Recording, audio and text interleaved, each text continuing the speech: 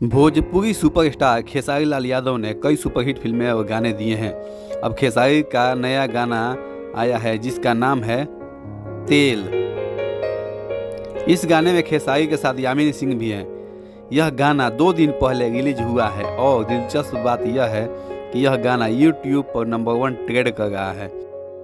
इस खबर को खेसारी ने खुद सोशल मीडिया पर शेयर किया है।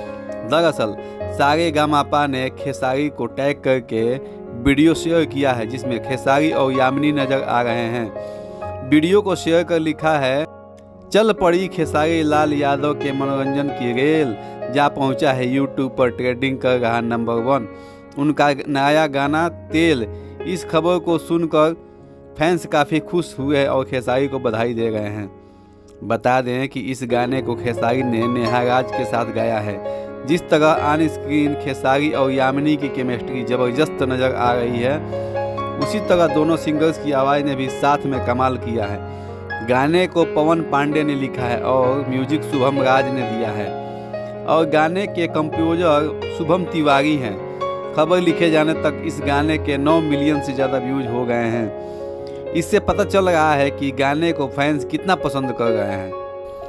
वैसे बता दें कि अभी इससे पहले भी खेसारी के कई गाने रिलीज हुए हैं और दिलचस्प बात यह है कि उन सभी गानों को अच्छा रिस्पांस मिला है।